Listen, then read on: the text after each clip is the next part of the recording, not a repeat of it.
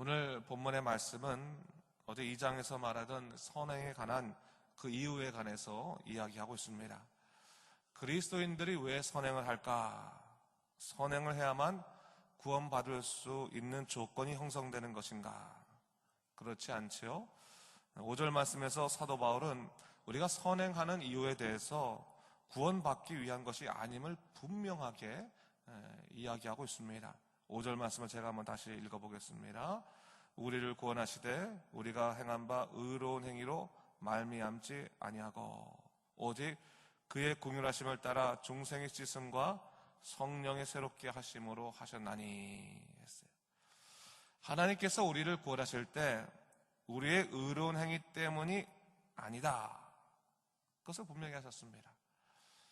오직 그의 긍휼하심을 따라 중생의 씻음과 성령의 새롭게 하심으로 하셨다라고 사도 바울을 통해서 이야기합니다.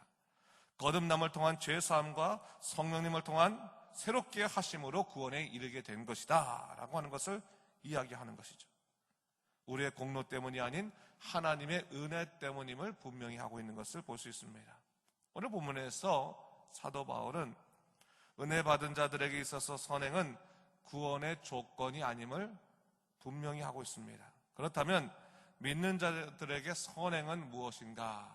이것은 받은 은혜를 세상에 끼치는 것입니다. 받은 은혜를 세상에 끼치는 것이 바로 이것이다 라고 하는 겁니다. 믿는 자들이 은혜를 끼치는 방식은 크게 두 가지가 있습니다. 하나는 복음의 진리를 세상에 전하는 전도의 방법을 통해서, 또 하나는 하나님이 주신 은혜를 타인에게 선행으로 베품으로 은혜를 끼칠 수 있습니다.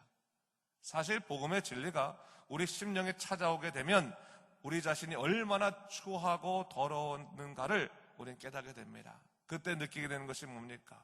우리 스스로의 힘으로는 절대로 구원에 이를 수 없음을 깨닫게 됩니다. 완전한 무력감을 경험하게 됩니다. 하지만 우리에게 소망이 있는 것은 하나님께서 우리의 행위를 통해서 의롭게 여기지 아니하시고 그 은혜로 구원 얻게 하셨다고 하는 십자가의 은혜를 경험케 해주시기 때문입니다. 그래서 그 십자가의 은혜에 감사하여 그 십자가 은혜 때문에 우리는 하나님의 은혜를 전할 수밖에 없는 것이고, 그 은혜로 인하여 세상을 그리스도의 방식으로 섬길 수밖에 없게 되는 것입니다. 오늘 본문 1, 2절을 보게 되면 사도 바울이 디도를 권면할 때 통치자들과 권세자들에게 복종하고 순종하라 이야기하는 것을 볼 수 있습니다. 이것은 단순하게 세상 통치자가 어떤 악행을 행하더라도 복종하라 그런 의미가 아닙니다. 이 말씀은 3절과 연관시켜서 이해해야 되는데, 하나님의 구원의 은혜를 우리가 경험하게 되면요, 우리는 세상을 분별하게 됩니다. 그러다 보면 이 세상이 얼마나 세속적으로 움직이는가를 깨닫게 되죠. 그러게 되면 어떻게 됩니까? 자연스럽게 이 세상이 싫어지죠. 세상 질서에 불복종하게 되고 스스로 그 세계와 단절하고 싶은 마음이 생깁니다. 근데 사도 바울이 이미 은혜를 경험한 자들에게 이것을 권면하고 있는 것입니다. 3절 말씀 제가 또 읽어보겠습니다. 보세요.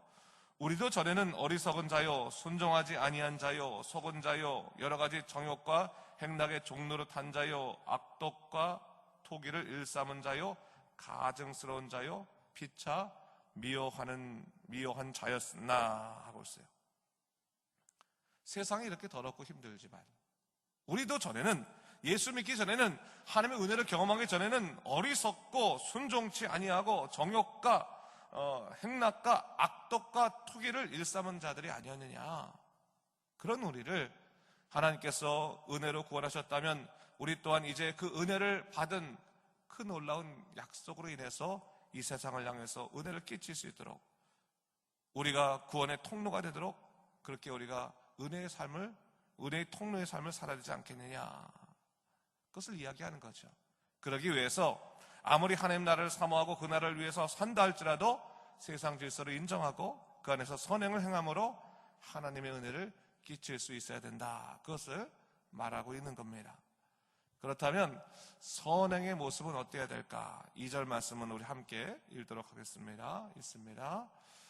아무도 비방하지 말며 다투지 말며 관용하며 범사의 온유함을 모든 사람에게 나타낼 것을 기억하게 하라. 우리 안에서부터 시작될 수 있는 선행이 뭐가 있을까? 복음 안에 우리가 은혜를 끼칠 수 있는 것이 뭐가 있을까?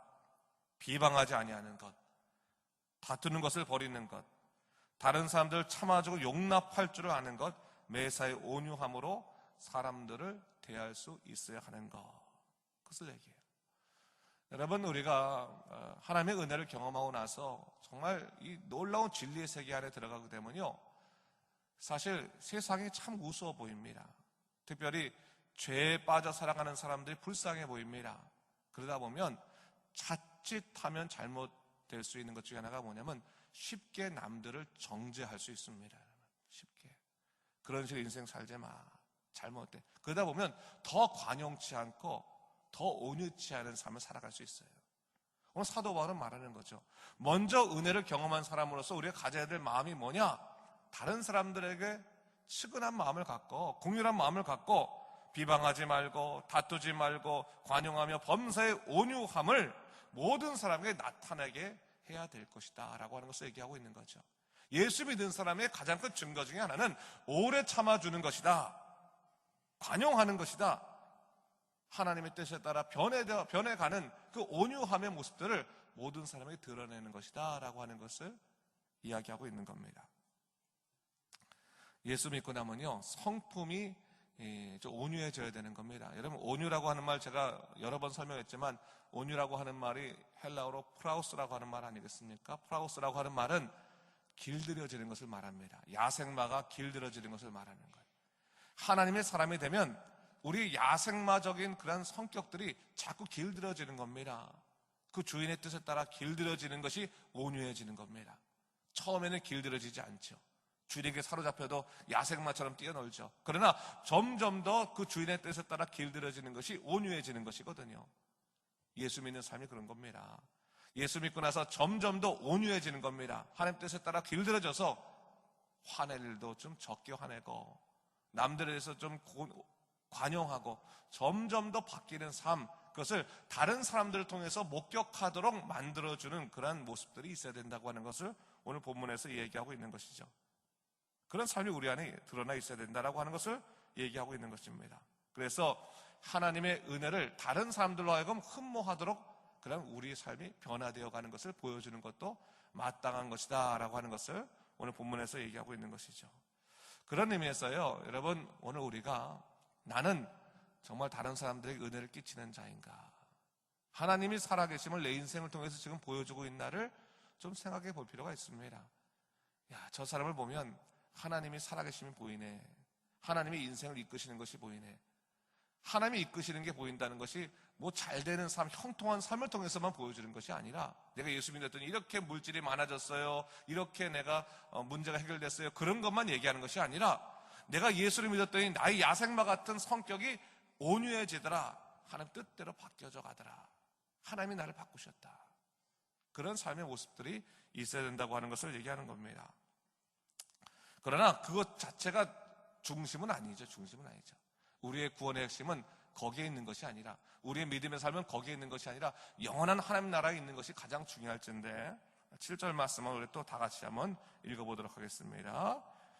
우리도 그의 은혜를 힘입어 의롭다 하심을 얻어 영생의 소망을 따라 상속자가 되게 하려 하심이라. 인생의 목적이 달라지는 거죠. 본문에 보니까 힘입어라고 하는 말이 있고 따라라고 하는 말이 있고 되게 하라는 말이 있습니다. 자, 믿음의 사람으로 굳건히 살아가기 위해서는 무엇에 힘입어야 됩니까? 하나님의 은혜를 힘입어야 된다라고 얘기하고 있는 겁니다. 우리의 힘의 근본 어디서 나와야 됩니까? 하나님의 은혜에서부터 나와야 됩니다. 여러분, 우리가 세상 살아갈 때 힘 쪽 빠지는 때가 있지 않습니까? 그냥 마음에 그냥 그 희망, 소망도 없이 좌절된 때가 있습니다. 그때 우리가 어디에 힘을 얻어야 됩니까? 하나님의 은혜의 힘을 얻어야 되는 겁니다. 내가 돈이 없어서, 내가 건강이 없어서 내가 힘이 없는 것이 아니라 하나님의 은혜를 구하지 않기 때문에 내가 힘이 없는 겁니다. 하나님의 은혜를 구하는 삶을 살아야 되는 겁니다. 하나님의 은혜를 힘입어 살아가는 삶으로 바뀌어야 되는 겁니다. 예수 믿는 사람들의 힘은 어디에 기초해야 되냐? 하나님 은혜에 기초해야 된다라고 하는 것을 분명히 얘기하고 있는 겁니다. 세상에 힘들 때마다 하나님께 돌아가서 기도하십시오. 하나님께서 여러분들에게 은혜를 주실 것입니다. 그 은혜 가운데 우리가 살아가야 되는 것입니다. 또 무엇을 따라 살아가야 됩니까? 영생의 소망을 따라 살아가야 됩니다. 여러분, 우리가 세상 살아갈 때 인생의 목적이 있습니다. 삶의 동기가 있습니다. 어디에 삶의 동기가 있고 인생의 목적이 있습니까? 하나님 나라의 인생의 목적이 있고 동기가 있어야 된다고 하는 걸 얘기하는 겁니다. 자꾸 우리는 삶의 동기를 이 세상에 둘 때가 많이 있습니다. 다른 사람처럼 성공하고 싶어서, 인정받고 싶어서, 편안한 삶을 살고 싶어서, 그래서 열심히 살아가는 그 삶의 동기들이 많이 있습니다.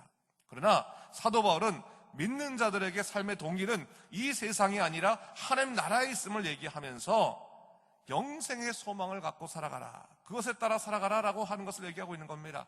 우리가 추구하는 세상은 이 세상보다 더 높은 하늘나라에 있으니 영생의 소망 갖고 살아가는 믿음의 사람이 되거라, 그 소망에 따라 살아가라 라고 하는 것을 얘기하고 있는 것이죠. 하늘나라 백성으로 살아가라, 하늘나라 백성으로 살아가라, 그 나라를 항상 바라보고 살아가라라고 하는 것을 얘기하고 있습니다. 그러면서 우리가 궁극적으로 무엇이 되는가?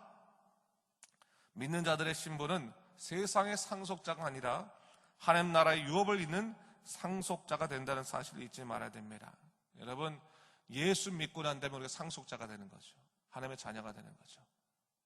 예수 믿는 것보다 귀한 것 없습니다. 그렇기 때문에 예수보다 귀한 것 없습니다. 그러나 우리가 세상을 사모하고 세상의 상속자가 되게 하면 예수님보다 귀한 것이 세상에 얼마든지 많이 있는 겁니다.